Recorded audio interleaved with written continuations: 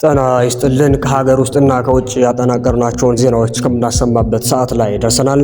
እስከ ዜናዎቻችን ፍጻሜ ላይክ እና ሼር እንዲሁም ሰብስክራይብ በማድረግ አብራችሁን ቆዩ። በራያ አላማጣ የጥምቀት በዓል አልተከበረም ሲል ሀገረ ስብከቱ አሳወቀ። የኢትዮጵያ መንግስት ኃይሎች በአማራ ክልል ቁጥራቸው 40 የሚደርስ ሚሊሻዎችን በድሮን ጥቃት መግደሉ ተገለጸ።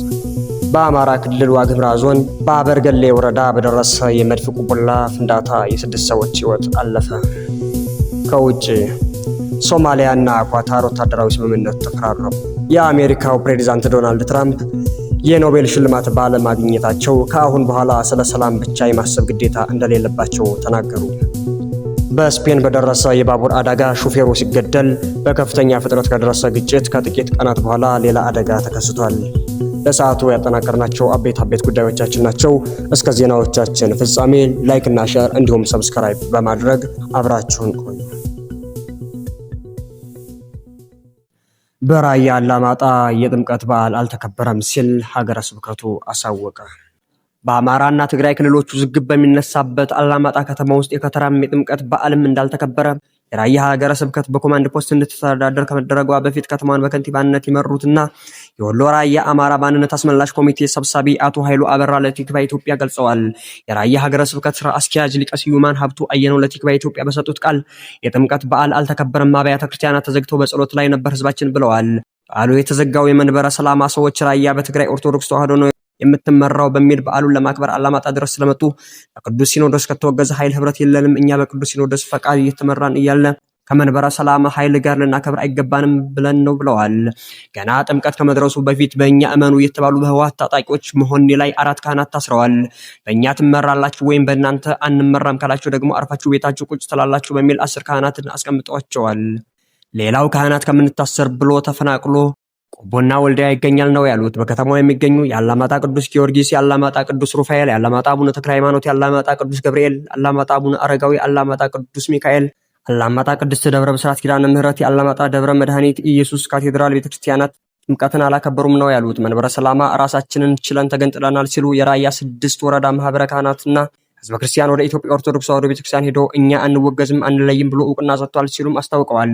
ከዚህ ቀደም በተፈናቃይ ስም ታጣቂዎች ናቸው የገቡት የሚሉት ስራ አስኪያጁ ይህንን ለቤተክርስቲያኗም ለመንግስትም አሳውቀናል፣ ነገር ግን ያገኘነው መፍትሄ የለም፣ ችግሩ ባለመፈታቱ ነው በጥምቀት በዓል አብያተ ክርስቲያናት የተዘጉትም ብለዋል። ይህንን ለመንግስት አሳውቀናል፣ ባሳወቅነው መሰረት ሰላምን እንዲያስከበረልን ጉዳዩ በቅዱስ ሲኖዶስም ታይቶ ውሳኔ እንዲተላለፍ ካህናቱ እንዲፈቱ እንግልቱ እንዲቆም እንጠይቃለን ሲሉም አሳስበዋል። የወሎ ራያ አማራ ማንነት አስመላሽ ኮሚቴ ሰብሳቢ አቶ ኃይሉ አበራ የጥምቀት በዓል አላማጣ ከተማ አልተከበረም፣ የከተራ በዓልም አልተከበረም፣ ቤተክርስቲያናቱ ተዘግተው ነው የዋሉት፣ ታጣቂዎቹ ስለመጡ ህዝቡም አናከብርም አለ። ከታቦት ማደሪያ ሰራዊት አስፍረውበት ነበር። ሀገረ ስብከቱም ለኮማንድ ፖስት ሪፖርት አድርጎ ነበር፣ ነገር ግን አንችልም ከአቅማችን በላይ ነው አሉ። በዚህ ሁኔታ ታቦት ይዞ ሲኬድ ግጭት ከሚፈጠር እልቂት ከሚመጣ ቢዘጋ ይሻላል ተብሎ ነው። ሰሞኑን ታጣቂዎች ካህናትና ዲያቆናትን እያሰሩ ነበር። ባለፈው እሁድም ቅዳሴ አልተቀደሰም። ዋነኛ መንስኤው ታጣቂዎች ከቅዱስ ሲኖዶስ ተለይቶ በተቋቋመው በመንበረ ሰላማ ነው የምትተዳደሩት ማለታቸውን ተከትሎ ነው። የትግራይ መንበረ ሰላማ ጳጳሳት ገብተው ለመቀደስ ወደ አላማጣ መጥተው ነበር። ህዝቡም ተቃውሞውን አሰማ። ባለፈው እሁድ ቅዳሴ አልነበረም። እነርሱ ከመጡ አንቀድስም በሚል ካህናቱን ቤተክርስቲያን ቁልፎ ትቷቸው ነው የጠፋው። የጥምቀት በዓል ለራያ አላማጣ ህዝብ በጣም ልዩ በዓል ቢሆንም ህዝቡ በበዓል ቀን ቤቱን ዘግቶ እንዲውል ተደርጓል። የታቦት ማደሪያውን የህወሓት ታጣቂዎች ሰፍረውበታል። ላለፉት 2 ሳምንታት የቤተ ክርስቲያን አገልጋይ ካህናትንና ዲያቆናትን እያፈኑና እየደበደቡ ወደ ሞህኒ ሲወስዱ ነበር። ከፍተኛ የሆነ ገንዘብ ሲቀጧቸውም ነበር። አሁንም ታፍነው የተወሰዱ አሉ። የራያ ሀገረ ስብከት በኢትዮጵያ ኦርቶዶክስ ተዋሕዶ ቤተክርስቲያን ስር ነው። በዚህ ስር ከሆኑ አብያተ ክርስቲያናት እንዳይቀደሱ፣ ጸሎት እንዳይደረግባቸው፣ የጥምቀት በዓል እንዳይከበር፣ የኢትዮጵያና የቤተክርስቲያኗ ባንዲራ እንዳይወጣና በዓሉም እንዳይከበር ሲሉ ታጣቂዎቹ ትዕዛዝ አስተላልፎም ነበር።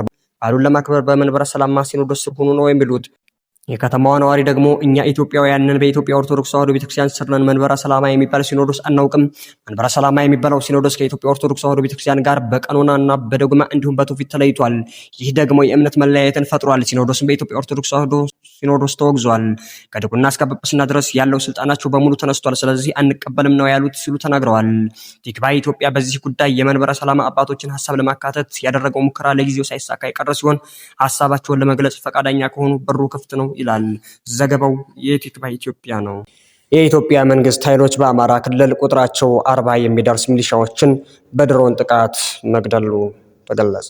የኢትዮጵያ መንግስት ኃይሎች በአማራ ክልል ቁጥራቸው 40 የሚደርስ የራሳቸው ወገን የሆኑ ሚሊሻዎችን በድሮን ጥቃት መግደላቸውን አንድ ነርስና አንድ የአካባቢውን ባለስልጣን ጠቅሶ የፈረንሳይ ዜና አገልግሎት ዘገበ። በየጊዜው በክልሉ በሰው አልባ አውሮፕላኖች ጥቃት እንደሚፈጸም የሚነገርለት ጦሩ ባለፈው ሳምንት በዋግምራ አካባቢ በተፈጸመው ጥቃት የመንግስት ደጋፊዎች የሚገኙበትን ካምፕ መጥቷል ሲሉ ማንነታቸው እንዲገለጽ ያልፈለጉ የአካባቢው ባለስልጣን ለፈረንሳይ ዜና አገልግሎት በስልክ ተናግረዋል። ጥቃቱ ከመፈጸሙ በፊት ምንም እንኳን ድሮኑ በካምፑ ላይ ቢያንዣብብም ጦሩ በማግስቱ የተፈጸመው ጥቃት ስህተት መሆኑን ለአካባቢው ባለስልጣናት እንደገለጸ ስማቸው እንዳይጠቀስ የጠየቁት ኃላፊ ጨምረው ገልጸዋል። ወዲያውኑ ጭስና እሳት አየው። ወደ ስፍራውም ሮጬ ሄድኩ። የሞቱ ሰዎች አካላት እንዲሁም የቆሰሉ ሰዎች በህመም ሲሰቃዩ ተመለከትኩ በማለት ባለስልጣኑ አስረድተዋል። ባለስልጣኑ 36 ሰዎች ወዲያውኑ መገደላቸውን እንዲሁም 2 ተጨማሪ ሰዎች ሆስፒታል ውስጥ መሞታቸውን ተናግረዋል። በርካታ የቆሰሉ ሰዎችን ያከሙ አበባው ዝናቡ የተባሉ የሕክምና ባለሙያ የተገደሉት ሰዎች ቁጥር ከ40 በላይ እንደሆነ መናገራቸውን የፈረንሳይ ዜናው አገልግሎት ዘግቧል። ባለስልጣኑ ላለፉት 6 ዓመታት መንግስትን ከጥቃት ለመከላከል ከቤተሰቦቻቸውና ከሚወዷቸው ርቀው በበረሃና በዱር ሸንተረሩ ሲዋጉ የቆዩ የሚሊሻ አባላት መኖሪያ መሆኑ የሚታወቅ ካምፕ በእኛ ኃይሎች እንዴት ጥቃት ደረሰበት ሲሉም ጠይቀዋል። አንድ የጦሩ ቃል አቀባይ ስለደረሰው ጥቃት ምንም መረጃ እንዳልደረሳቸው ለፈረንሳይ ዜና አገልግሎት ተናግረዋል።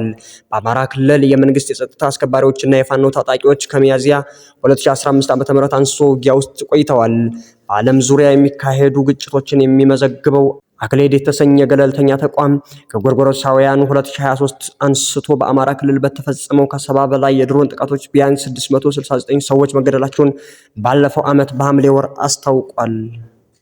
በአማራ ክልል ዋግምራ ዞን በአበርገሌ ወረዳ በደረሰ የመድፍ ቁንቡላ ፍንዳታ የ6 ሰዎች ሕይወት አለፈ። በአማራ ክልል ዋግምራ ዞን በአበርገሌ ወረዳ በደረሰ የመድፍ ቁንቡላ ፍንዳታ የ6 ሰዎች ሕይወት አለፈ። ሐሙስ ጥር 7 ቀን 2018 ዓ.ም በተከሰተው ፍንዳታ ከሞቱት መካከል አንድ አባትና 2 ታዳጊ ህፃናት ልጆቻቸው ይገኙበታል። ከሟቾቹ በተጨማሪ 2 ሰዎች ከባድ የአካል ጉዳት ደርሶባቸዋል። ከባድ የአካል ጉዳት የደረሰባቸው ወደ ጤና ተቋማት ለሕክምና መግባታቸውን ነዋሪዎች ተናግረዋል። በዋግምራ ብሔረሰብ አስተዳደር በአበርገሌ ወረዳ 03 ቀበሌ በበልታርፍ ጎጥ የመድፍ ቁንቡላ ፍንዳታው የደረሰው በአንድ ግለሰብ የመኖሪያ ቤት ውስጥ መሆኑን የአካባቢው ነዋሪዎች ለዶይቼ ቬለ ተናግረዋል። ከባድ መሳሪያ ተተኳሾችን በአካባቢው ወደ ቤት ቁሳቁስ የመቀየር ልምድ አለ የሚሉት አስተያየት ሰጪዎች ከሰሜኑ ጦርነት በኋላ በርካታ የከባድ መሳሪያ ተተኳሾች በማህበረሰቡ እጅ እንደሚገኙ ተናግረዋል። የአበርገሌ ወረዳ የመንግስት ኮሚኒኬሽን ጽህፈት ቤት ኃላፊ አቶ ጸጋይ አይናለም እንደተናገሩት ተመሳሳይ አደጋዎች እንዳይከሰቱ ከሰሜኑ ጦርነት ጋር በተያያዘ በማህበረሰቡ እጅ የገቡ የከባድ መሳሪያ ተተኳሾችን ለመንግስት የጸጥታ ኃይል የማስረከብ ስራም እየተሰራ ነው ብለዋል። ከውጭ ሶማሊያና ኳታር ወታደራዊ ስምምነት ተፈራረሙ። ሶማሊያና ኳታር ወታደራዊ ትብብራቸውን ለማጠናከር ስምምነት መፈራረማቸውን ቢቢሲ ዘግቧል። ስምምነቱ በሁለቱ ሀገራት መካከል ያለውን ወታደራዊ ጥምረት ለማጠናከር የጸጥታ ትብብር ለማስፋፋት ያቀደ እንደሆነም ተነግሯል። ስምምነቱ የተፈረመው ዱሃ ውስጥ በሁለቱ ሀገራት የመከላከያ ሚኒስቴሮች ነው። የሁለቱ ሀገራት ስምምነት በቀጠናዊ ሰላምና መረጋጋት ላይ ለመስራት ያለመ ነውም ተብሏል። ሶማሊያ በቅርብ ከዩናይትድ አረብ ኤምሬቶች ጋር ያላትን ዲፕሎማሲያዊ ግንኙነት ሙሉ በሙሉ አቋርጣለች። ዩናይትድ አረብ ኤምሬትን አልፈልግሽም ያለችው ሶማሊያ ከሳውዲ አረቢያ፣ ከቱርክ፣ ከግብጽና ከሌሎች ሀገራት ጋር ያላትን ግንኙነት እያጠናከረችም ትገኛለች። ከሳምንታት በፊት እስራኤል ከሶማሊያ በመነጠል ነጻ ሀገርነቷን ላወጀችው ሶማሊያላንድ የሀገርነት እውቅና መስጠቷን ተከትሎ በአቡዳቢና በሞቃዲሾ መካከል ያለው ግንኙነት ከምን ጊዜውም በላይ ሻክሯል። ተንታኞች እንደሚሉት የሶማሊያ መንግስት የሶማሊያላንድ ነጻነት ከሚደግፉ ሀገራት መካከል አንዷ ዩናይትድ አረብ ኤምሬቶች ናት ብሎ እንደሚያስብም ቢቢሲ በዘገባው አስነብቧል። የአሜሪካው ፕሬዝዳንት ዶናልድ ትራምፕ የኖቤል ሽልማት ባለማግኘታቸው ከአሁን በኋላ ስለ ሰላም ብቻ የማሰብ ግዴታ እንደሌለባቸው ተናገሩ።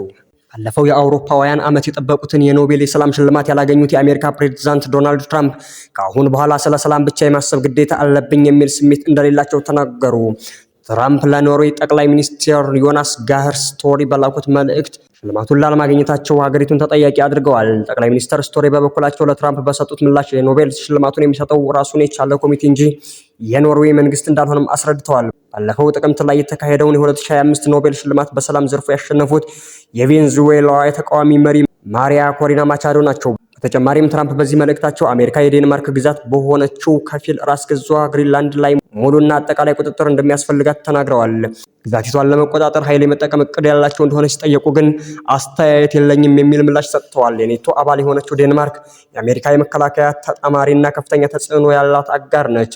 የኔቶ አባላት አንዳቸው ላይ ውጫዊ ጥቃት በሚደርስ ጊዜ መተባበር ላይ የተመሰረተ መርህን ይከተላሉ።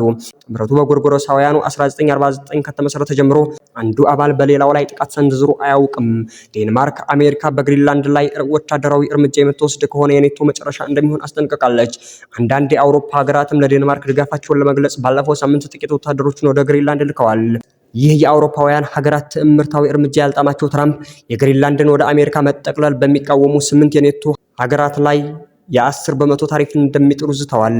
ከመጪው የካቲት ጀምሮ ተግባራዊ የሚያደርጉትን ታሪፍ ሰኔ ላይ ወደ 25 በመቶ እንደሚያሳድጉትም አስጠንቅቀዋል። የኖርዌይ ጠቅላይ ሚኒስትር በራሳቸው እና በፊንላንድ ፕሬዝዳንት አሌክሳንደር ስታብ ስም ወደ ትራምፕ መልእክት የላኩት ይህ ውጥረት በተካረረበት ወቅትም ነው። ሁለቱ የአውሮፓ መሪዎች ሁላችንም ይህንን ለማብረድና ለማርገብ መስራት አለብን፣ አብረን መቆም ባለብን በዚህ ጊዜ በዙሪያችን ብዙ ነገር እየተፈጠረ ነው ብለዋል። ትራምፕ ለዚህ በሰጡት ምላሽ ከ8 በላይ ጦርነቶችን አስቁሜም ሀገራችሁ የኖቤል የሰላም ሽልማት ላለመስጠት በመወሰኗ ከአሁን በኋላ ስለ ሰላም ብቻ የማሰብ ግዴታ የለብኝም። ምንም እንኳ ሰላም ሁሌም ትልቅ ቦታ የሚይዝ ቢሆንም አሁን ለአሜሪካ የሚበጀውንና ተገቢውን ነገር አስባለሁ ሲሉ ጽፈዋል። ዴንማርክ ግሪንላንድን ከሩሲያ ወይም ከቻይና መከላከል እንደማትችል የተናገሩት ፕሬዝዳንቱ ዴንማርክ ለምን የግሪንላንድ የባለቤትነት መብት ሊኖራት ቻለ? ምንም አይነት የጽሑፍ ሰነድ የለም። ከ100 ዓመታት በፊት ጀልባ እዚያ ስላረፈ ብቻ ነው። የእኛም ጀልባዎች እዚያው ነበሩን ሲሉም ጠይቀዋል። ኔቶ ከምስረታው ጀምሮ ማንም ሰው ካደረገለት በላይ አድርጌያለሁ። አሁን ኔቶ ለአሜሪካ አንድ ነገር ማድረግ አለበትም ብለዋል። ግሪንላንድ በእኛ ሙሉ ቁጥጥር ስር እስካልሆነች ድረስ የዓለም ደህንነት አይጠበቅም በማለትም አቋማቸውን አስታውቀዋል። አነስተኛ የህዝብ ቁጥርና ከፍተኛ ሀብት ያላት የአርክቲክ ደሴቷ ግሪንላንድ የሚሳኤል ጥቃትን አስቀድሞ ለማስጠንቀቅና በቀጠናው የሚያልፉ መርከቦችን ለመከታተል አመቺ ስፍራ ናት። የዩናይትድ ኪንግደም ጠቅላይ ሚኒስትር ሰር ኪር ስታርመር የግሪንላንድ የወደፊት ዕጣ ፈንታን የተመለከተ ማንኛውም ውሳኔ የሚተላለፈው በግሪንላንድ ህዝብና በዴንማርክ ኪንግደም ብቻ እንደሆነ ሰኞ ዕለት ተናግረዋል። አሜሪካ ልትጥል የዛተችውን ታሪፍም ስህተት ነው ሲሉ ገልጸውታል። ቢቢሲ አማርኛ እንደዘገበው በስፔን በደረሰ የባቡር አደጋ ሹፌሩ ሲገደል በከፍተኛ ፍጥነት ከደረሰ ግጭት ከጥቂት ቀናት በኋላ ሌላ አደጋ ተከስቷል። በባርሴሎና አቅራቢያ አንድ የከተማ ውስጥ ተሳፋሪ ባቡር ከሀዲዱ ወጥቶ በመጋጨቱ አንድ የባቡር አሽከርካሪ ሲሞት ቢያንስ 37 ሰዎች ቆስለዋል። ከቆሰሉት መካከል 5 በጽኑ መጎዳታቸውም ታውቋል። ይህ አደጋ የደረሰው ባለፈው እሁድ በደቡባዊ ስፔን 2 ባቡሮች ተጋጭተው ከደረሰው ገዳይ አደጋ ጥቂት ቀናት በኋላ ነው። እንደ አካባቢው ባለስልጣናት ገለጻ ማክሰኞ ምሽት ላይ ሮዱሊየስ የተባለው ባቡር በጀሊዲ እና በሳንት ሳዱርኒ መካከል ባለው ሀዲድ ላይ ተደርምሶ በወደቀ የግንብ አጥር ላይ ተጋጭቷል። የካታሎኒያ ክልላዊ የእሳት አደጋ ተከላካይ ኢንስፔክተር ክላውዲ ጋላርዶ እንደገለጹት ሁሉም ተሳፋሪዎች ከባቡሩ ውስጥ ወጥተዋል። አደጋው የተከሰተው በሰሜን ምስራቅ ስፔን በደረሰ ከባድ አውሎ ነፋስ ወቅት ሲሆን በምስራቅና በሰሜን ምዕራብ ስፔን የሚገኙ የባህር ዳርቻዎች በአየር ሁኔታው ምክንያት ከፍተኛ ጥንቃቄ እንዲደረግም ማስጠንቀቂያ ተሰጥቷቸዋል። ክቡራንና ክቡራት የዩቲዩብ ቻናል ቤተሰቦቻችን ለሰዓቱ ያጠናቀርናቸው ዜናዎች እነዚህ ነበሩ። ቀጣይ በሌሎች አርዕስተ ጉዳዮች እስከምንገናኝ መልካሙን ሁሉ እንመኛለን። እስከዚያው ላይክ እና ሼር እንዲሁም ሰብስክራይብ በማድረግ ድጋፋችሁን ትለግሱን ዘንድ በትህትና እየጠየቅን የምንሰናበት ይሆናል። ሰናይ ቆይታ